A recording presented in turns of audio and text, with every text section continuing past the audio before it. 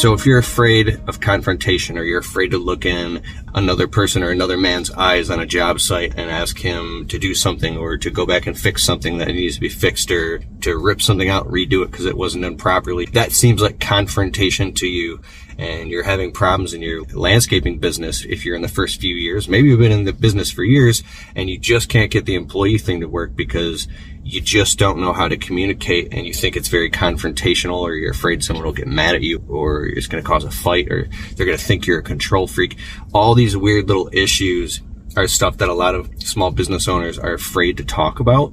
And you look on social media and you see these guys that got these $1 million businesses and all these employees, and you say, how did they do that? So I want to talk about delegating in this video, and the employee thing, and how to delegate and communicate.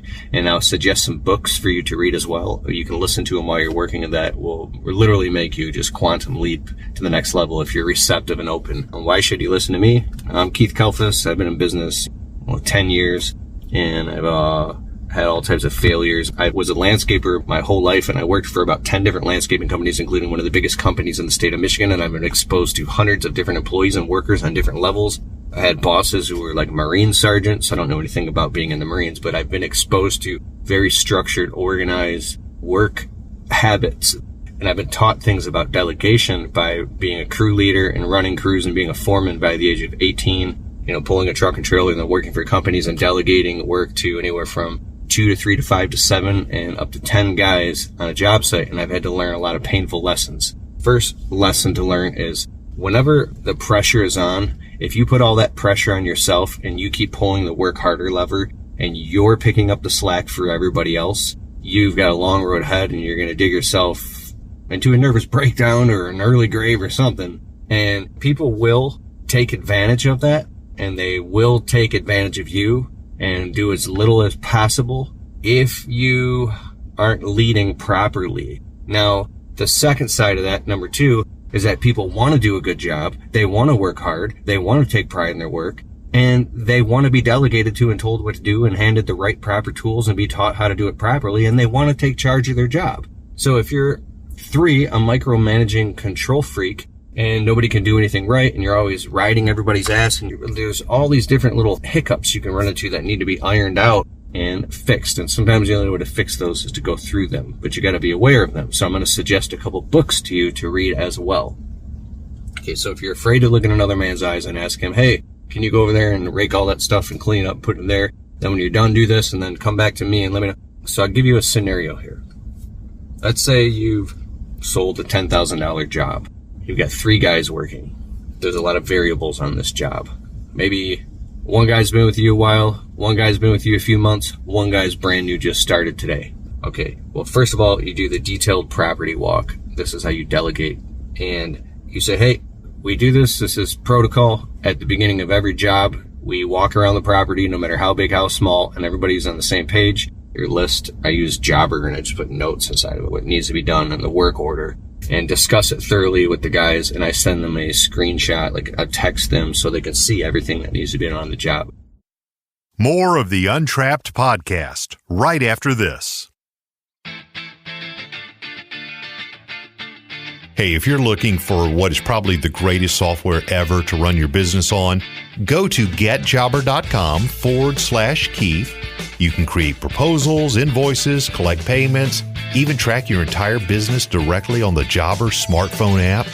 And if you want to get a totally free trial of Jobber right now, open your browser, type in getjobber.com/Keith, and if after the trial you decide you want to sign up with Keith's link, you'll automatically get 20% off your first 6 months. So what are you waiting for? Go to getjobber.com/Keith.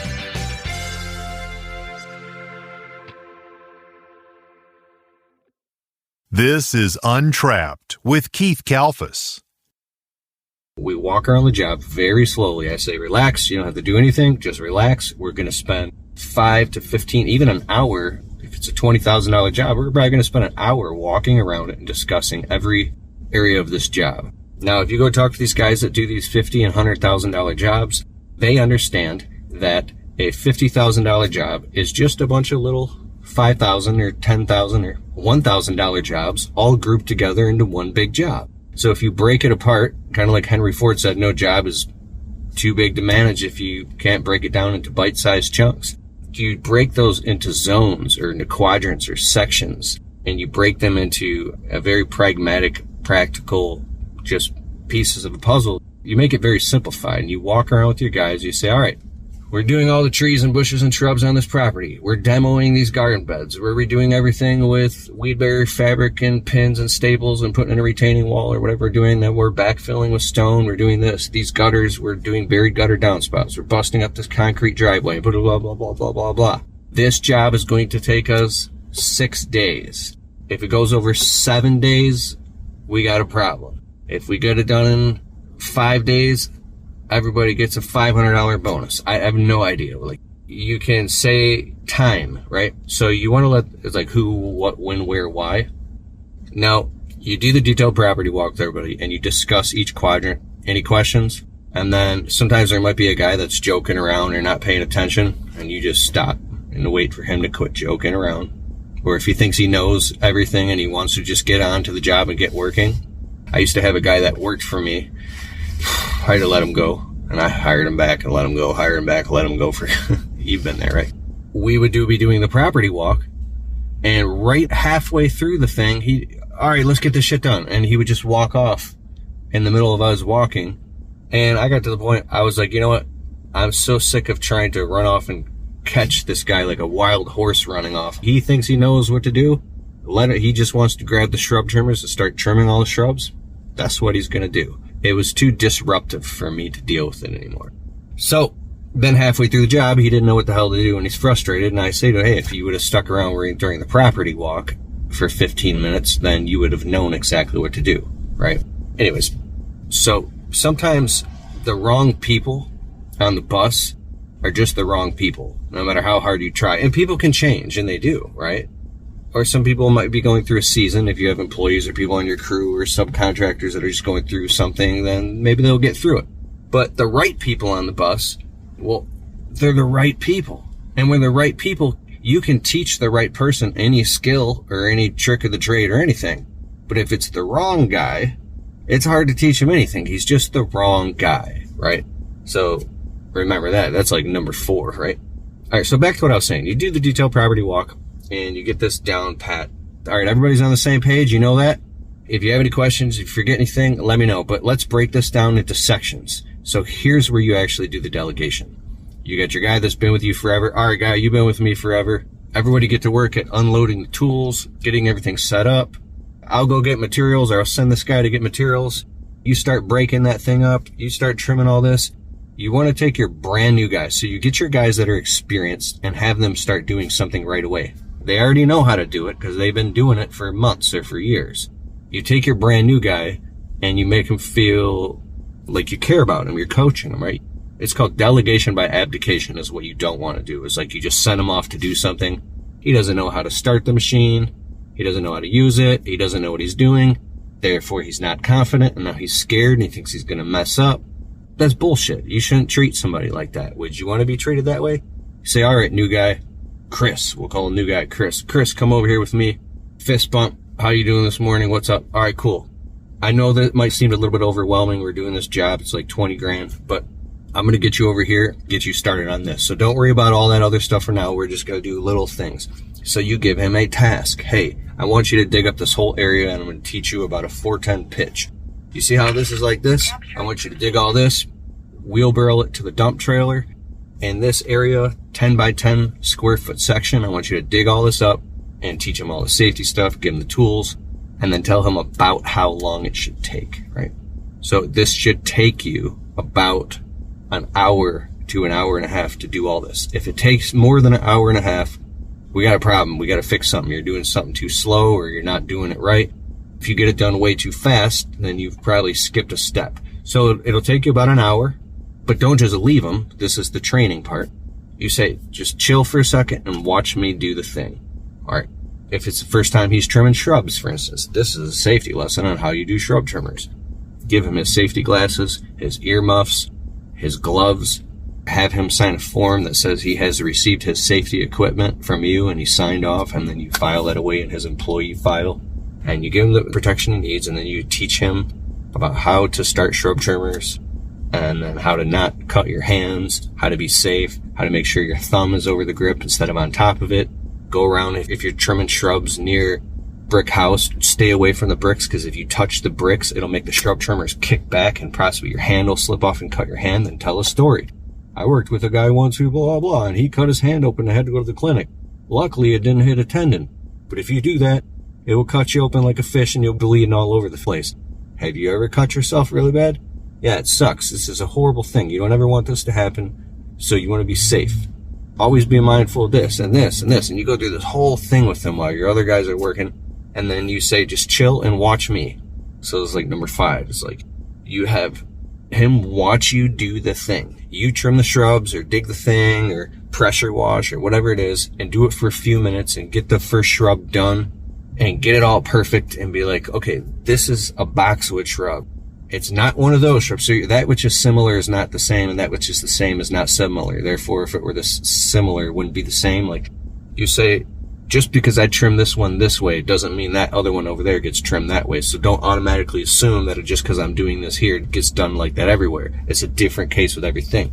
Just this specified by the client, or this is like this, and I want you to do all of them the same way. Now that I just trimmed this one, and I made it look exactly how I want, and I shuck off the trimmings, and then we put a tarp down, we clean it up, and boom. You got that? Okay. You do it in front of him, and then now you have him do it. You're sitting with this dude for half an hour. So now he starts the shrub trimmers, and he's trimming the thing, or he's digging the thing, or pressure washing. Your other guys are still working. You gave them tasks to do. They're fine. You're working with the new guy, and you have him do the thing, and you stay by him, coach him. And then when he's done, you say, all right, that was pretty good. You could have done a little bit better over here. I really like the way that you did this. Take a little bit more time and tune that thing up and make that thing better. And then let him keep going. And you know what? Take a phone call, walk around, do something, say, hey, I'll give you a few minutes and do the next 3 or 4 of these. It's okay. You're not going to mess anything up. Simple stuff. Even if you do, no big deal. It's going to be fine. Do this thing for 5, 10, 15 minutes and get the hang of it. Don't like hover over him and make him nervous. Walk around, come back, check on him, and then once he feels like he's got it, once you feel like you got it, wave me over. I'm going to come back, and then we'll go to the next step. Okay, so number 6. Now he teaches you how to do the thing. This changed everything for me. Trust me. I was pulling my hair out when I learned this changed. I can literally hire an employee and get them up to speed 2 weeks. I've literally taught a guy how to pressure wash the whole outside of a house, how to clean windows, how to do landscaping, decorative stone, mulch, trim shrubs. Very quickly I can get guys up to speed and get them conscious and competent so they're aware of what they're doing and doing a good job, so I can literally just walk away and they got it for the most part. And I was never able to do that before because I didn't understand this. So number 6, he now teaches you how to do the thing. So now that you've got it, I want you to teach me everything. Remember, pretend like I'm a brand new guy. And I want you to teach me how to do the thing. So literally walk me through the whole process. You just relax, right? Now you might have your other employees coming up to you asking questions, your phone's ringing, the customers coming out, the neighbors. This is a real business. Like, you're not just sitting there like in La La Land in the side of a bubble in some different quantum paradigm. You're literally in real time and the clock's ticking. You got shit all over you and you got to take care of and handle.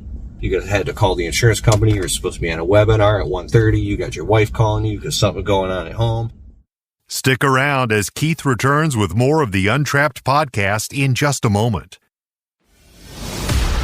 Hey, my friend, it's that time of year again. The 2022 Equip Expo, formerly the GIE Expo, the biggest green industry event in the country each year in Louisville, Kentucky. This October 18th through 21st, you can get 50% off your tickets if you go to keithkalfas.com/events, click on the Equip Expo link, and use promo code KEITH50 to save 50% off your tickets. Make sure you get your tickets right away and book your hotel right away too, because this event, thousands and thousands of people come, and it definitely sells out every year. You won't be able to get a hotel room if you book too late. So go to keithkalfas.com/events and go to Equip Expo and use promo code KEITH50 to save 50% off your tickets. And I will see you October 18th through the 21st in Louisville, Kentucky.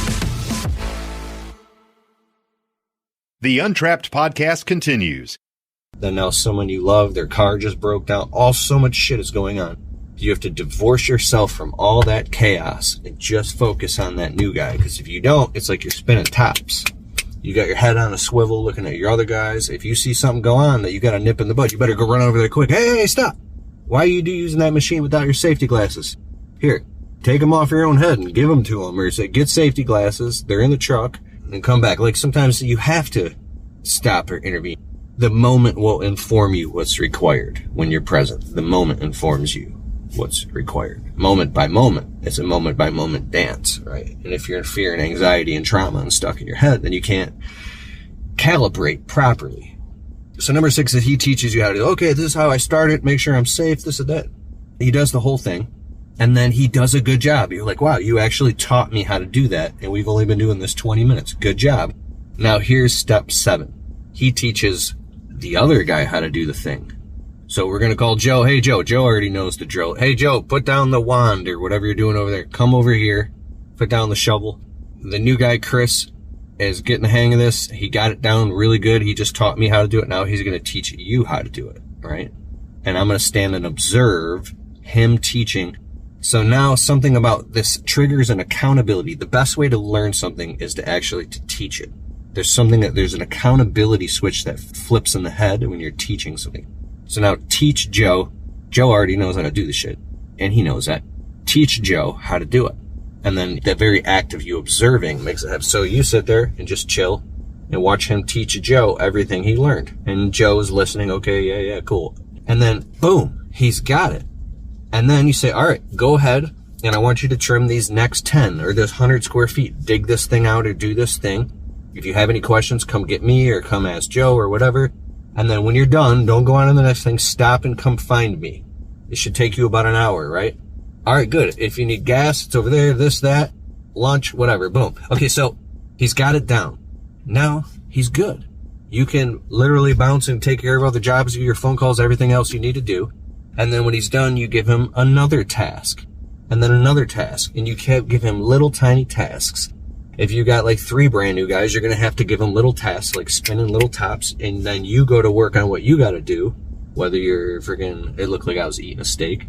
No, because I wouldn't like that. But I mean, like if you're like wiring something or fixing a sprinkler, you're working, your head's on a swivel, you're looking at the other guys. The more experienced the guy is, the more that you can leave him alone. The more leader he is, the more he's going to be a foreman. You can just leave him alone. Some employees or crew members, team members do not like to be micromanaged at all. Am I a micromanager? Less and less over time. But what I mean is, at some point, you just got to leave them the hell alone. So the more experienced they are is the more multiple tasks. Like my guys, I literally do the job site property detail walk. I draw out the zones of everything that needs to get done. And I don't really have to say anything. They just go to work. And well, like one guy that works, he likes to work by himself. He doesn't like to work because at bigger companies, you're taught like you got to work side by side with guys, and they work in like a little small army of bees.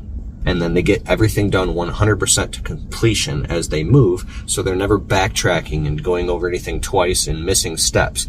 It's a very uncomfortable thing to have to be yoked up with other guys because you feel like you're trapped. It doesn't feel like a chain gang or something. And I had to get used to that form of work. So when I started my own business and started hiring employees and growing a crew, if they want to be spread out and they don't want to work together, they like to be left alone, whatever. I don't care as long as the work gets done.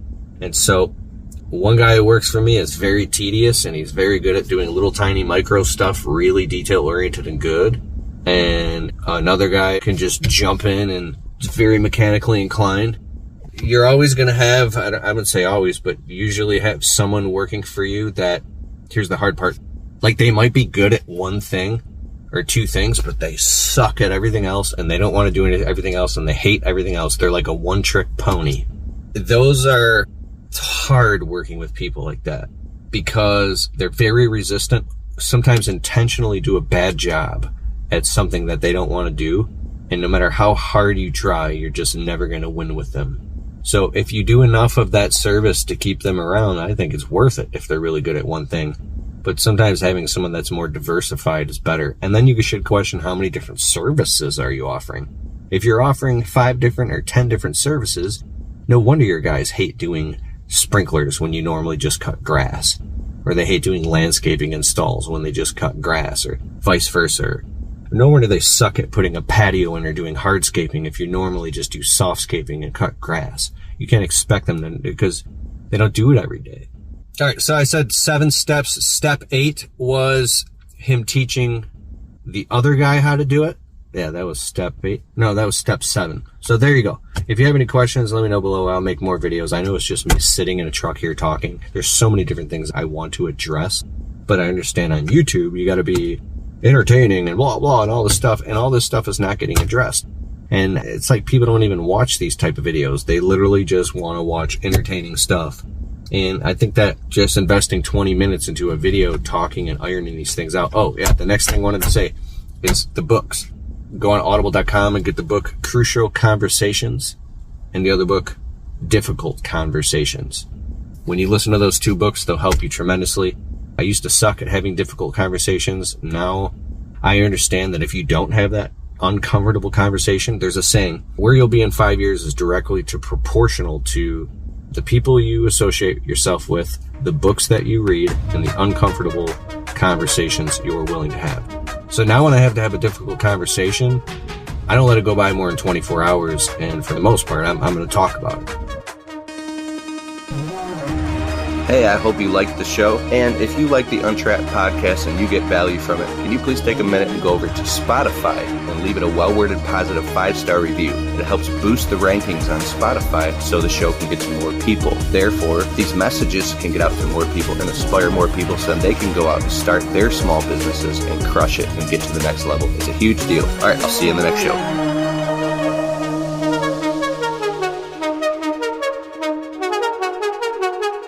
Thank you.